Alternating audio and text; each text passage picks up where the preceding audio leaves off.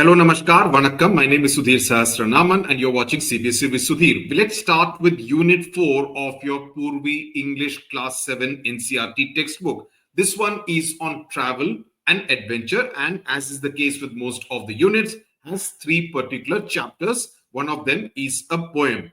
The third one is an inspirational story, and this one is about a tunnel, a story written by the inimitable Ruskin Bond. So let's look at some of the questions before we start with the story. It's a slightly longer story, so the video will be a little longer. I will do the same explanation video separately in Hindi as well. So, like we have done so far, what kind of an adventure activity would you like to be part of? Choose the options. Now, if this is actually most of these questions is individual based, like I may choose a particular answer which may not be your choice. So I would want you to apply your mind to each one of these questions and answer them as honestly as you can. For example, how would you like to spend your weekends? Would you want to try out new activities? Let's say you want to go out boating, or you want to go swimming, or you want to just sit at home and read a book, or you want to go to the library and read a book, or you want to spend time with your friends, or you want to learn something new, a new activity. Let's say how to assemble something new, right? Or how to repair, let's say, a cooler, right? Or how to repair a fan, right? So it depends entirely on what your interests are. So I would want you to answer these kind of questions. For example, this particular student is doing some kind of a painting or sculpting work. This girl is doing painting sitting near a stream. This boy is reading a book. This girl has gone for rock climbing or mountaineering, right? So different students, different children doing different kinds of activities. So let's get started with the story. Now, this is, and I'm sure many of you would have seen it, and I've also used it in one of the stories. I think in Northwest is South. That one, we had the thing of the tunnels which were in Goa. Remember, I had put an illustration also. Now, this is a tunnel which is going through a mountain, because when railway lines have to go through mountain areas, you generally have to make a hole, dig through the mountain and make a tunnel, right? So there is a phrase, there's a beautiful phrase that there is always light at the end of the tunnel, because the tunnel, listen to this carefully, it's an interesting idiom which you should use in your essays, in your answers, etc. at some point of time. Light at the end of the tunnel means the tunnel is usually a dark place. So dark place referring to a problem. But what if someone is going through a problem and is feeling, "Arey, this has happened to me. How will I overcome it? I am in deep trouble. I'm in a deep kind of problem." Then you tell that particular person there is light at the end of the tunnel. That while you may feel that this particular problem is very, very huge, please remember that every tunnel ends. And when you come out of the tunnel, there is bright light, right? So there is light at the end of the tunnel, right? So that is the idiom. So I'm sure you have learned something new, and I'm sure you will also use it in your essays or any kind of writing or public speaking. Now, it was almost noon and the jungle was very still, very silent, right? So he's talking about a jungle which is completely quiet. Have you ever gone to a jungle? Actually, it's not very quiet, because you'll keep hearing the sound of insects. See, the central theme of this particular story is the relationship between man, nature, and progress. Progress, which is depicted by the train, right? So, man, nature, as in the forest, and man, as in the two characters in this particular story. So, it kind of contrasts the quiet beauty and mystery of the forest areas as in nature with the human progress which is symbolized by the train. So that is essentially the theme of this particular story, and about how different people view nature, different aspects of nature, right? It's also a story about curiosity. It's also a story about imagination. It's also a story about wanting to know a lot more about perception, how the little boy looks at different aspects of the jungle and the train. And finally, it is about coexistence of man along with nature, with progress coming in alongside, right? So this is what the story is essentially talking about. Okay, so when we do the test papers, you will know what I'm talking about. It was almost noon and the jungle was very still, very silent. Heat waves shimmered along the railway embankment. Now, shimmered means shining, right? The river waters were shimmering when the sunlight fell on the waters, right? It gives a sense of shining. That's what is called shimmering. The gold ornaments were shimmering, right, in the light. When you go to a jewelry store, you'll find all the gold ornaments because of the kind of lighting the jewelry stores have. All the gold ornaments and silver ornaments look like they're shimmering, right? The railway embankments. Now, railway embankments is what? Like, see, every surface is not uniform, right? There will be some places where the earth would have kind of gone a little below. So your railway track cannot be like this and going below. The train will derail, right? So the railway track has to be on an even surface. It has to go like this on an even surface, right? It has to be on an even surface like this, right? So in case if there is some portion of the land, look at my hands carefully. If it kind of this thing and this particular land has gone down, so you will not kind of go down. So the railway track has to be at the same level. So what you do is to build some kind of an embankment. You build some kind of an embankment, which is like a stone wall, in order to ensure that there is some kind of a surface on which the railway track can go at the same level. So here, if there is a gap between the earth and this track, you will fill it with some kind of a stone wall to provide support so that the railway track can be at the same level. I hope this is clear. So it's a stone wall made to carry the railway over the low ground, where it cut a path through the tall evergreen trees. The railway lines were two small black serpents disappearing into the tunnel in the hillside. So you see what he's imagining. He's using animal imagery here. So he's talking about it like snake number one, snake number two. So these are like two snakes or serpents which are going into the darkness out here, right? They're disappearing into the tunnel. And once it goes inside the tunnel, your eyes cannot see the two snake-like railway lines. Suraj stood near the cutting, waiting for the midday train. Now, what exactly is cutting? Cutting is a narrow valley which is cut through a hill to make space for a railway line. So you have a valley, you kind of make space there in order to lay the railway line. And he was waiting for the train which will come in the afternoon time, around noon. It was not a station and he was not catching a train. It was not as though he had to board the train. He was waiting so that he could see the steam engine. So you're talking about much earlier, before electric trains came. So it's a steam engine. So it would, with coal that you would put, and it will release a lot of smoke, come roaring out of the tunnel. So when the steam engine would come, it would also make a lot of sound. You know how to make the train sound, the engine sound. That kind of a sound it will make. He had cycled out of the town and taken the jungle path until he had come to a small village. So he had traveled quite a distance, first by cycle, and then he had walked before he came to taken the jungle path. He had came through the path, and there he had left the cycle and then walked over a low scrub-covered hill. Now, scrubs essentially are short bushes or very short height trees. They're not like tall trees. And down to the tunnel exit. So first, some distance he had covered by cycle, and then he had walked. Now he looked up. He had heard in the distance the shrill whistle of the engine, because it will make a noise. It will make a sound so that anyone who is crossing the tracks can get alerted and move away, right? Because the train is approaching.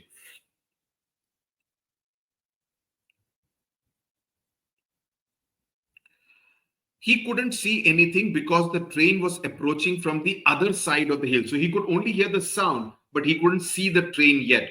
But presently, a sound like distant thunder issued from the tunnel, and he knew the train was coming through. That means the train was inside the tunnel, and he could hear the thunder-like sound, जैसे गरजने की आवाज, as they say in Hindi. That's the kind of sound that he was hearing as it comes. So you see the yellow smoke. Actually, it's dark gray colored smoke which will be released by the steam engine as it comes out of the tunnel, and the boy is watching with keen interest. A second or two later, the steam engine shot out of the tunnel. So you see, there is an element of speed with which it comes out of the tunnel. Snorting. Snorting is something which is almost as if it is angry about something, right? Snorting and puffing. Puffing because it is releasing all that smoke, like some green, black, and gold dragon, right? So these are the different colors of the steam engine, right? It is kind of coming out like that, as though it is some dragon releasing smoke and making all that kind of chuk, chuk, chuk, chuk, chuk, chuk, chuk kind of sound, as though it is some kind of a dragon, some beautiful monster. So it is a monster, but it is a beautiful monster. So it's almost like what is called an oxymoron. Oxymoron is when you put two different kinds of words with different meanings together. A monster, generally, you will not describe it as beautiful. A monster, you would say a frightening looking monster or an evil monster, right? But here he describes it as a beautiful monster out of Suraj's dreams, right? So the kind of dreams that Suraj would see, showering sparks left and right, so it is letting out sparks. It rode a challenge to the jungle. So as though the train is announcing its arrival. The train is a character in the story. It is announcing its arrival that here, jungle, you quiet jungle, I am here. And it is announcing its arrival with a lot of thundering kind of sound. Instinctively, like, almost like without realizing it, he moved back a few steps because the sound was so much, it was almost very intimidating, right? Waves of hot steam, because obviously the coal, when it is put, it will be very hot. So it kind of lets out very hot air, struck him in the face as the train went past him. Even the trees seemed to flinch from the noise and the heat. Flinch means, let's move back kind of a thing, move back. A sudden kind of unexpected movement. Even the trees seemed to flinch from the noise and the heat. And then the train had gone, leaving only a plume of smoke to drift lazily over the tall shisham trees. Plume of smoke essentially means a long, thin cloud of smoke. Shisham is a very popular kind of tree which is found in the northern forest.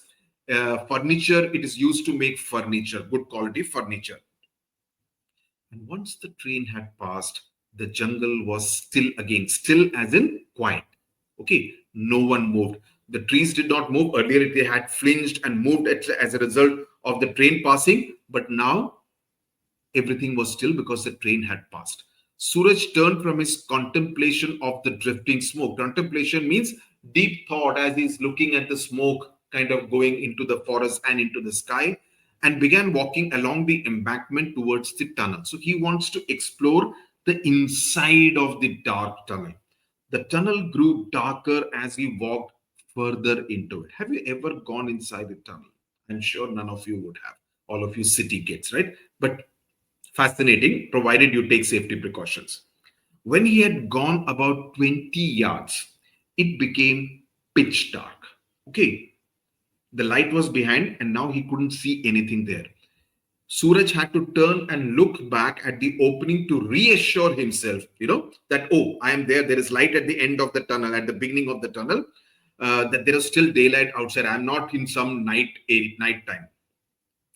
Ahead of him, the tunnel's other opening was just a small circle of light. So when you see a tunnel, inside a tunnel, the other end will seem like this. Now here there will be light, but here it is all kind of darkness, and here there is the other end. So he is somewhere in the between, in the middle of the tunnel. The tunnel was still full of smoke, the smoke of the train. But it would, because obviously it will not be able to release outside. No, in the jungle it will release outside, but in the tunnel, for some time at least, the smoke would still be inside the tunnel. But it would be several hours before another train came through. Till then, the cutting belonged to the jungle again. Cutting as in the entire area, the valley, etc. It belonged to the jungle. The train did not have any right because the train had passed. Another train would come only much later. So now it was jungle once again in control. Suraj did not stop. because there was nothing to do in the tunnel and nothing to see, right? What is there? It's all darkness. He had simply wanted to walk through so that he would know what the inside of a tunnel was really like. So this kind of highlights his curious nature. So if you get a question that highlight 2-3 features, aspects by which you can say that Suraj is a curious child, you would need to mention aspects like this. The walls was damp and sticky. A bat flew past. Why does a bat? Because the bats generally stay in dark areas, right? So wherever you find, if you go to a fort and if there's some area where there is full darkness, you would be sure to find bats there, and they smell like anything, right? Very bad smell. A lizard scuttled between the lines. Scuttle means moving quickly. Lizard, have you ever seen a chipkali lizard? It moves very quickly, slithering, right? So it kind of moves between the lines, the railway lines. Coming straight from, though one doesn't know how did he manage to see. Coming straight from the darkness into the light, Suraj was dazzled by this sudden glare and put a hand up to shade his eyes, because suddenly when he comes to the light, it's like, oh, kind of thing. It's like, when you come out of a dark theater, cinema theater, there's suddenly light, you kind of, take some time to get adjusted to the light again. So he's blinded by the bright light. Or when you see some sharp headlights coming from the other side car, you kind of flinch like this, right? So your eyes are dazzled. He looked up at the tree covered hillside and thought he saw something moving between the trees. So he thought, when he saw up, he thought there was something moving between the trees. Once he had got out of the tunnel, the other side, it was just a flash of orange and gold and a long swishing tail. Swishing means moving around, swishing, which is kind of moving around with some kind of a sound. It is an use of onomatopoeia in the sense that swishing is a sound which is created as well. It was there between the trees for a second or two, and then it was gone. That is, for a second or 2 seconds it was there, and then he couldn't see it anymore. So he moved very quickly. About 15 meters from the entrance to the tunnel stood the watchman's hut. Marigolds grew in front of the hut, right? And at the back, there was a small vegetable patch where the watchman grew some vegetables. It was the watchman's duty to inspect the tunnel and keep it clear of obstacles, to ensure that when the train comes in, there is nothing obstacle put there so that it can pass through clearly without any problem. So it's more like a security measure. He's a watchman, right? Every day before the train came through, he would walk the length of the tunnel. If all was well, he would return to his hut and take a nap, because it's now safe for the train to pass. If something was wrong, he would walk back to the line and wave a red flag so that the train would stop, right, or slow down. At night, the watchman lit an oil lamp and made a similar inspection of the tunnel, because there is a train which comes at night. Of course, he would not stop the train if there was a porcupine on the line. Now, porcupine is a small animal. I don't know if you have seen it. It's like this, and then there are a lot of spikes, sharp kind of needle-like spikes on the porcupine's body, right? So if there's a porcupine, he will not stop the train, right? But if there is something else, he would kind of make the train slow down. Now, you may ask, why doesn't he ask the train to stop or slow down if there is an animal like the porcupine? Because I think that what I could understand is that, one, of course, porcupine is a small creature, and a train moving at a very high speed cannot be stopped for something so minor, a small creature like porcupine.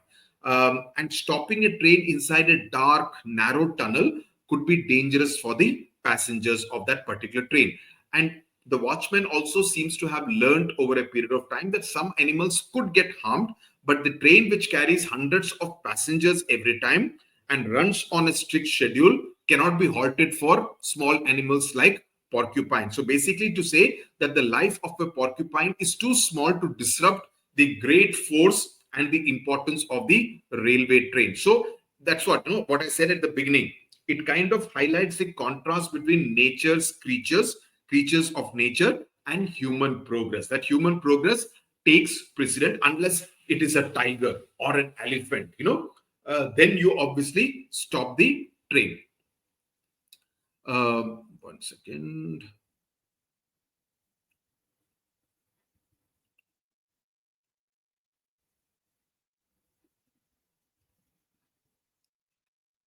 Then now the next one.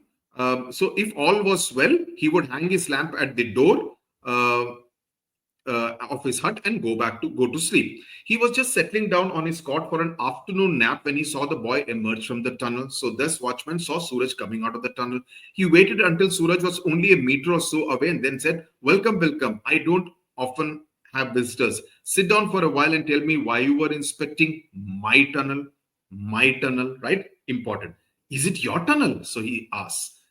So this is how it is. You see this the flowers, the marigold flowers at the beginning, and then you have he's growing some cabbage out here, right? And there are some more flowers, and this is a small hut, right? So he says, it is truly my tunnel, since no one else will have anything to do with it. I have only lent it to the government. Now, lent it means that he has given it on loan. Now, what does he mean by that? Does he really mean that he owns the tunnel? It seems to be said half seriously. Now, because the watchman spends all his life near the tunnel, watching it day and night for the two trains that pass in a day, so he feels a sense of ownership. This is my tunnel kind of a thing. Because it's part of his identity. That's his job. His only job is to ensure that the tunnel is safe for the train to pass by. So there seems to be some kind of an emotional attachment, which is why he's referring to it as my tunnel. It also reflects human nature. Like when we take care of something, we say, no, for example, if we have a small patch in which we are growing some flowers, you'll say, it is my garden because I am taking care of it. Now, it may not be you may not be owning the land, but you're growing some flowers out there. So you'll say, this is my garden kind of thing. So there is a sense of ownership. So it seems to have been said in that sense of the word, right? He sat down on the edge of the cot. I wanted to see the train come through, and then when it had gone, I thought I would walk through the tunnel. So he informs him what he was doing there.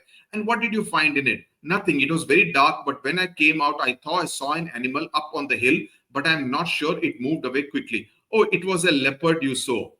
My leopard. Now, my leopard, again, a sense of ownership, right? Oh, that's my leopard, as though, it was like a pet animal, as though it was a cat or a dog. Do you own a leopard too? I do. And do you lend it to the government? I do not. Is it dangerous? No, it's a leopard that minds its own business, means it does not interfere with other people's work. It comes to this range for a few days every month. Range as in area. In this area, it comes for a few days every month, but it minds its own business. It does not disturb anybody. It's not kind of going to attack anybody. Have you been here for a long time? Asked Suraj. Many years. My name is Sundar Singh. My name is Suraj. So they kind of introduce themselves. There is one train during the day and there is one train during the night. Have you seen the night mail come through the tunnel? Night mail is a train which runs in the night. No. At what time does it come? About 9 o'clock, if it isn't late. If the train is not running late, the correct time is 9 o'clock. You could come and sit here with me if you like, and after it has gone, instead of going to sleep, I will take you home. That I will drop you back home instead of going back to sleep. I will ask my parents, said Suraj. Will it be safe? Will it be safe for me to come here and see the train coming at night? Of course, it is safer in the jungle than in the town. Now, that's an interesting kind of a comment. So he says, actually, even though there are porcupines and leopards and bats and lizards, he says it's actually safer in the jungle than in the town because nothing happens to me out here. Who is saying this? Sundar Singh. That nothing, no harm comes to me here. But last month, when I had gone to town, I was almost run over by a bus. Means he almost escaped an accident. A bus almost came and hit him. So he just kind of escaped being hit by a bus, right? So that's what he's thinking, that the town is not safe, but the jungle is very safe. Now, how many of you would actually agree with that? But I think he has a point, right? Sundar Singh yawned and stretched himself out on the cot. And now I'm going to take a nap, my friend. It's too hot to be up and about in the afternoon. Up and about means to be, active and running around and walking around. I want to take an afternoon nap. Everyone goes to sleep in the afternoon, complains Suraj, and Suraj is not happy because he's active in the afternoon. My father also lies down as soon as he has had his lunch. My father also does the same as this person. Well, the animals also rest in the heat of the day, that when it is very hot, even the animals take rest. It is only the tribe of boys who cannot and will not rest. That, tribe means a group of boys, gang of boys like you who will not rest, but everyone else, including the animals, actually rest during the daytime when it is very hot. Sundar Singh placed a large banana leaf over his face, banana plantain leaf, which is a big leaf, He placed it on his face, to cover his face to keep away the flies, and he was snoring very gently. Suraj stood up, looking up and down the railway tracks. Then he began walking back to the village. Okay, so these are your revision questions which you should do in order to see how much of the story you understood and you are able to recall. Okay, we will do the test papers, etc. later. The following evening, towards dusk, as the flying foxes swooped silently out of the trees. Now, flying foxes. Now, foxes could fly. Swooped means move quickly through the air downwards. They could kind of, move like that. Out of the trees, Suraj made his way to the watchman's hut. So that means he has taken permission from his parents and is coming towards the watchman's hut to see the night mail. It had been a long, hot day, but now the earth was cooling because the sun has set, so the earth is a little more cool, and a light breeze was moving through the trees. It carried with it the scent of mango blossoms, the promise of rain, though as though it is going to rain. So it is the scent of the mango blossoms and the promise of rain. So he can smell all these things in the air. Sundar Singh was waiting for Suraj. He had watered his small garden and the flowers looked cool and fresh. A kettle was boiling on a small oil stove. I'm making tea. There is nothing like a glass of hot tea while waiting for the train. They drank their tea, listening to the sharp notes of the tailor bird and the noisy chatter of the seven sisters. Now, the seven sisters are birds which are also called jungle babblers and are found in groups of 6 birds to 8 birds. Why is the tailor bird called a tailor bird? A tailor bird is called a tailor bird because of the unique way in which it builds its nest, because it uses its very sharp beak like a needle to pierce the edge of the large leaves, and then it uses those leaves and it's almost like stitching it like a tailor. It stitches the leaves together like a tailor in order to build its nest, and that's why the nest becomes very cozy, very safe, and that's why it is referred to it as a tailor bird, because the way it makes its nest is like the work of a tailor. So these two people are waiting for the night train to arrive at 9 o'clock. As the brief twilight faded, most of the birds fell silent, because once the sun has set, the birds will also be silent, and it will be all quiet in the jungle except the sound of the insects, the crickets. Kind of sound, right? Sundar lit his oil lamp and said it was time for him to inspect the tunnel, that he will go inside the tunnel, inspect that nothing is there for the train to pass through safely. He moved off towards the tunnel while Suraj sat on the cot sipping his tea. In the dark, the trees seemed to move closer to him, to look as though the trees had moved closer. Maybe he just felt it. It was like his imagination. That's why the word seemed to. It's not like the trees had actually moved. The trees cannot move, right? But they seem to, right? And the nightlife of the forest was conveyed on the breeze, the sharp call of a barking deer. Now, deer generally does not bark, but that's a kind of different kind of imagination that he has kind of tried to convey. The cry of a fox, the quaint tong-tong of a nightjar. Now, what does it mean? Quaint means something very unusual kind of a sound. Tong-tong is another example of onomatopoeia, where an attempt is being made to write this sound exactly like it is heard. So the sound is also like tong, tong, tong, tong, kind of a, tapping kind of a sound. The nightjar is a nocturnal bird, which, is awake like the owl. It is awake in the night or during the dusk time. It is awake. So that's what is making the sound. There are some sounds that Suraj did not recognize. Sounds that came from the trees, creakings and whisperings, as though the trees were coming to life, as though the trees were talking, as though the trees were communicating, right? Stretching their limbs in the dark, shifting a little, flexing their fingers. Flexing means bending. And as if the trees are also moving in some way when it is nighttime. So he's kind of imagining all that when it is kind of dark. Sundar Singh stood inside the tunnel trimming his lamp. Trimming means adjusting the brightness of his lamp. The night sounds. He was very familiar with the night sounds. Unlike Suraj, who is there in the forest for the first time in the night, Sundar Singh, this was his daily occurrence because his hut was there, right? And he did not give it much thought. But something else, a padded footfall, a rustle of dry leaves made him stand still for a few seconds. Now, while the forest sounds did not disturb him, he heard some other sound. Some padded footfall means something landed on the ground, but it was a soft thud kind of a sound, right? Then there was the dry leaves rustling as though somebody was walking on them, right? So he stood still, looking into the dark, because when you look into the darkness for some time, you can generally make out what is there. Then, humming softly to himself, he returned to where Suraj was waiting. 10 minutes remained for the night mail to arrive. As Sundar Singh sat down on the cot beside Suraj, a new sound reached both of them quite distinctly, a rhythmic sawing sound, as if someone cutting through the branch of a tree, right? As though someone is kind of, there is some sound which is coming like the branch of a tree being cut. What is that? Whispered Suraj. It is the leopard. I think it is in the tunnel, says Sundar Singh. The train will soon be here, just 10 minutes. And if it's there, it will get killed, right? And something could happen to the train when it hits against a leopard. Yes, my friend, if we don't drive the leopard out of the tunnel, it will be run over and killed. I can't let it happen because that his leopard. He kind of has an attachment with the leopard, emotional attachment. So he does not want the leopard to be harmed or hurt in any way. But won't it attack us if we try to drive it out? Asked Suraj, beginning to share the watchman's concern. Not this leopard. It knows me well. We have seen each other many times. It has a weakness for goats and stray dogs. That is, it attacks goats, it attacks stray dogs to eat them, but it will not harm us. It will not harm man. Even so, I will take my axe with me. Axe is a weapon, with the wooden axe, which is called kulhadi in Hindi. You stay here, Suraj. No, I'm coming with you. It will be better than sitting here alone in the dark. So he's also a little scared. So he wants to be with Sundar Singh. All right, but stay close behind me.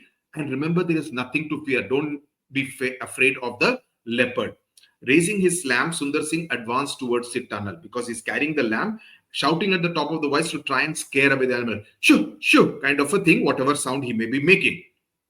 Suraj walks closely behind Sundar Singh, but he found he was unable to make the same kind of sound because of the fear. His throat had become quite dry. He was a little scared, so no sound was coming out of his throat. So when he sees the light, you can see the leopard sitting on the track, right? In between the two railway lines, it is sitting right on the track and it would get killed, right? Straight away. So they had gone about 20 paces, means 20 steps into the tunnel, when the light from the lamp fell upon the leopard. It was crouching between the tracks like that, the way the illustration has been put, only 5 meters away from them.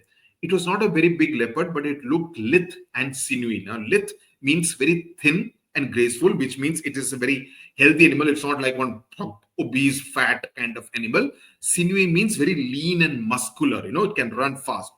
Baring its teeth, it shows its teeth and snarling, growling, the way tigers, leopards, etc. snarl. It went down on its belly, tail twitching, there's a sudden movement of the tail. Suraj and Sundar Singh both shouted together. Now Suraj has also got his voice. Their voices rang through the tunnel because it would echo, right? It would echo, the voice will hit the walls, it will keep echoing like that. And the leopard uncertain as to how many terrifying humans. So now the leopard thinks there is not just these two men I'm seeing in front of me. There are many people in this tunnel because so many voices are coming because of the echo. But there in the tunnel with him turned swiftly and disappeared into the darkness. So it kind of went the other side.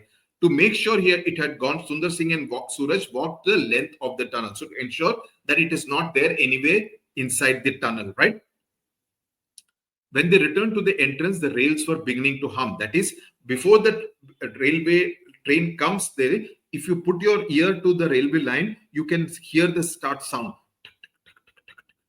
Kind of a sound you can hear. So they knew that the train was approaching. Suraj put his hand on one of the rails and felt its tremor because it's already shaking, because it's one continuous thing, right? So he can feel it shaking because the train is already coming on the railway line. He heard the distant rumble of the train. Rumble means a sound, right? The shaking sound.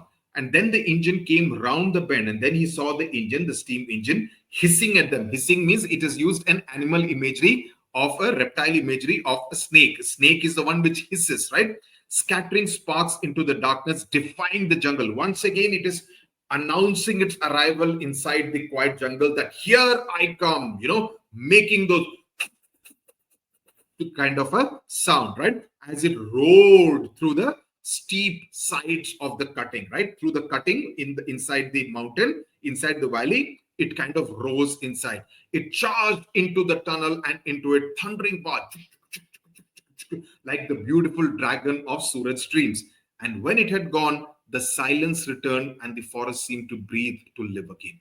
And once it had gone, the forest was quiet again. Only the rails still trembled, because even it was going, the railway line, as I said, continuous track. Physics, you will learn this. It will keep shaking, trembled with the passing of the train. They trembled again to the passing of the same train almost a week later, when Suraj and his father were both traveling in it. Now, Suraj and his father are traveling together on the train itself. Okay, on the train. A week later, Suraj's father was scribbling in a notebook doing his accounts. Suraj sat at an open window so that he could see the forest outside at the darkness. Suraj, his father was going to Delhi on a business trip and he had decided to take the boy along. I don't know where he gets to most of the time. I don't know where he keeps on roaming around. I think it is time he learned something about my business. The night mail rushed through the forest with its hundreds of passengers. The carriage wheels beat out a steady rhythm on the rails. Tiny flickering lights came. Flickering means burning, lights, just kind of like sparks, they come as they pass small villages on the fringe of the village. So in the sense, so what happens is that when you pass through the village, the lights, when it is going very fast, the lights are like they come and go when the train is going very fast, of the village houses, etc. Fringe means on the edge of the jungle, the villages which are there just adjoining the jungle. Suraj heard the rumble as the train passed over a small bridge. It was too dark to see the hut near the cutting, Sundar Singh's hut, but he knew they must be approaching the tunnel. He strained his eyes because he wants to see Sundar Singh looking out in the night, and then he's going by the night mail. And then just as the engine let out a shrill whistle, shrill means sharp sound, Suraj saw the lamp, right? He did not see Sundar Singh because it was dark, but he saw the lamp, right? And he knew that his friend was out there. The train went into the tunnel and out again. It left the jungle behind and thundered across the endless plains where it was a plain area. Suraj stared out at the darkness, thinking of the lonely cutting, through which the tunnel passes, and the watchman with the lamp who would always remain a firefly. Firefly is something which provides light. His lamp is the one which is providing light to the train going into the tunnel. For those traveling thousands, as they lit up the darkness for steam engines and leopards. So he's keeping the train safe. He's also keeping the leopard safe, right? So with that, we come to the end of this beautiful story written by Ruskin Bond. Great story writer. You should read Ruskin Bond stories. They are absolute delight. Some of his stories are very good. So you should read them. And I hope you enjoyed it, understood it completely, every word, every meaning, every theme of this particular story. I'll now meet you in the next video. Till then, tata, bye-bye, namaskar. Share the video and subscribe to CBSE with Sudhir.